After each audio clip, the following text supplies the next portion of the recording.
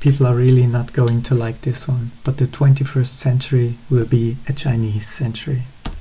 And if you think this is not true, you're probably in denial. These are the 5 stages of grief. They start at denial, and then there's anger, bargaining, and depression. You can be in many of them at the same time, and you don't have to go through them linearly. But today, I think most of you are still in denial. Some might be angry, bargaining, or depressed, but most of you still refuse to accept the fact that China has already won.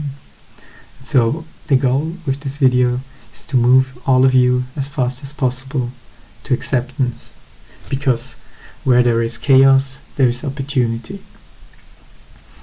It might be over for now, and the next 20 years will probably be quite shitty, but if we accept the fact that we have lost, we can reemerge stronger. But for now, let's just soak in this chart a little longer and try to accept the fact that it is already over and China has won. Now, the bargaining people amongst you will now say, oh, but this is only trade. To which I would say, think about your life.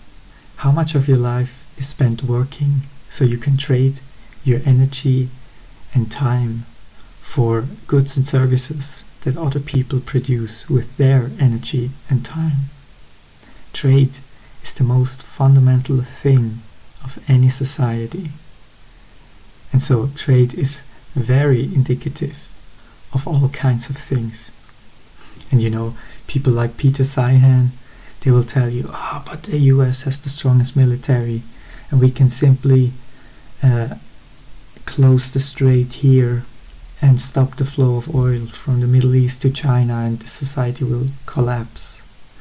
Well, I would say I kind of doubt that, because right now the West cannot even help the Ukraine win against Russia.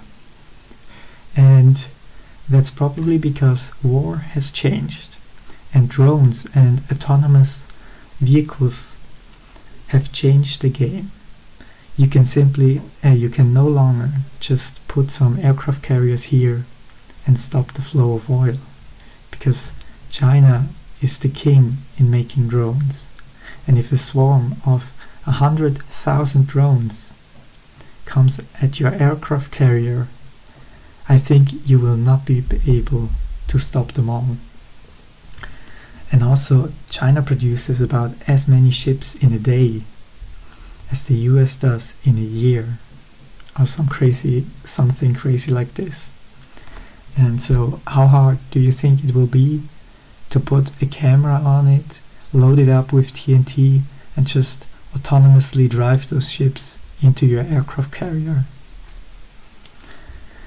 And also, by the way, right now the US has to watch out for the Houthis that try to attack their ships. So if the Houthis can attack your ships, do you think the Chinese can attack your ships? I think so. And you know, this chart also explains the confusion and the confusion today, because the average politician in the US is about 60, and so they were 20 when the world looked like this. And I think most of them are still stuck with the worldview where the US dominated everyone. You probably grew up in a world looking like this, where the teachers still told you that China is this communist shithole, but that's growing and developing rapidly. And you know, to be honest, I think the game was already over in the 2000s, because economic development is it's kind of like a tanker. Once it has reached open water and it has found a direction, it's not going to stop. And so once the Chinese had trained 1 billion people, 1 billion very hardworking and smart people, unified by a one-party rule, once they had developed from here to here, it was certain that they would further develop and get to this point. And so these trends are not easy to reverse. And while the Chinese are on a clear uptrend, we can also see that the West is on a clear downtrend. And Trump is now trying to put up some tariffs and bring back manufacturing.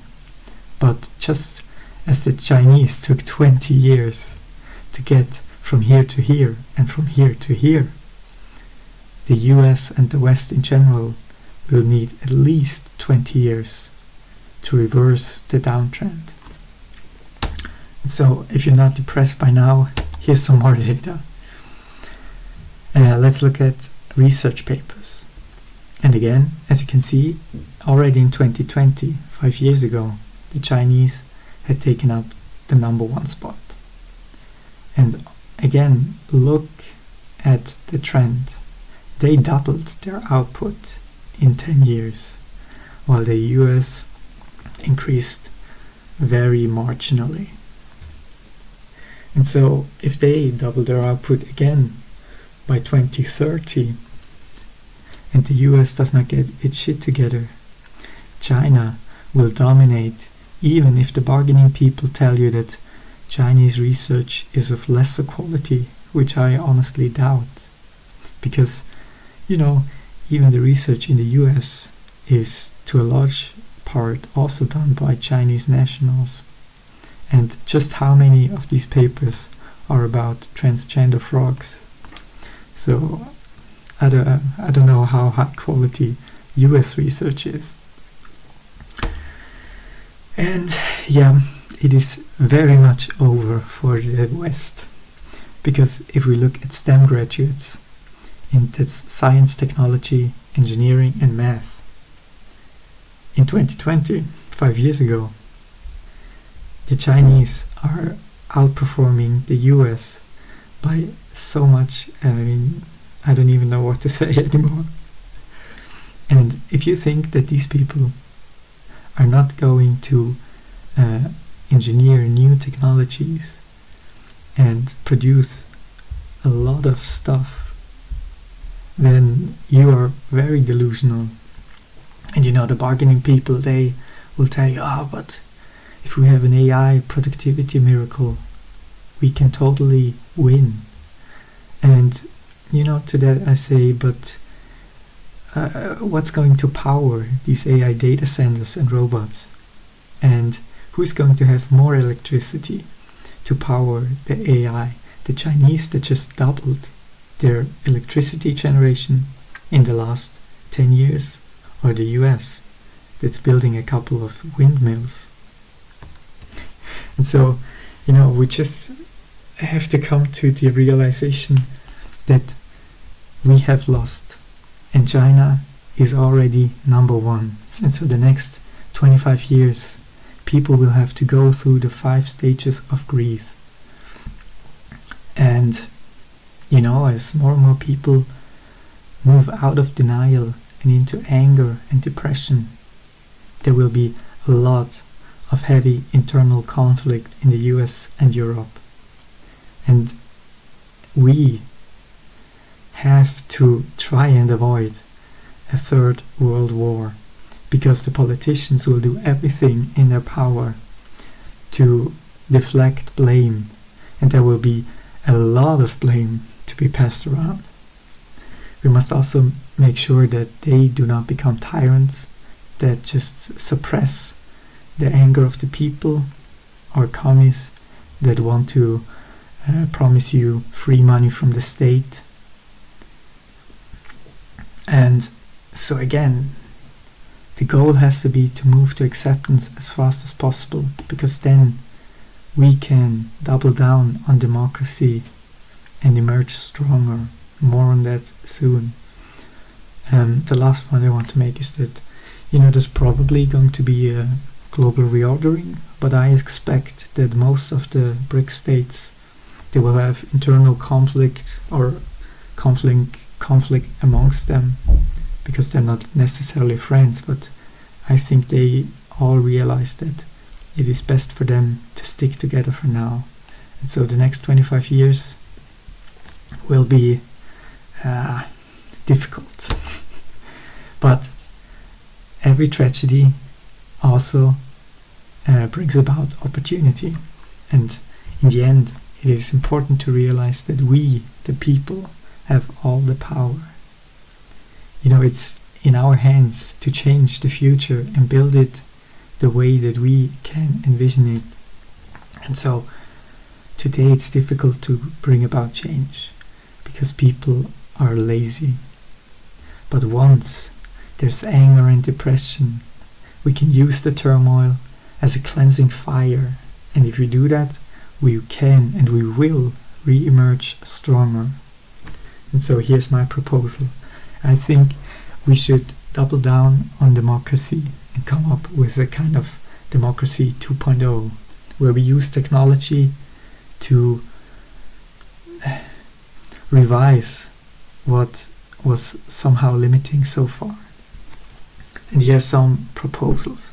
I think we should definitely move to a hard money like Bitcoin or maybe even gold, but I think Bitcoin is just 10 times better. Check out the other videos on my channel. And if we do that, we can empower the people instead of the state and the banks. And the more power we the people have, the better democracy will be. I hope this is self-explanatory. And we should also become free speech extremists, because it's not like nobody saw this coming. It's just that the people that were trying to warn us, they were silenced and they were shunned out of polite society. And so if we ever emerge from this chaos, we should maximize feedback loops within society, which means free speech is of utmost importance and must be number one. Because again, if we had listened to the people warning us for 20 years that we're about to be taken over by China, we would not be in this situation right now.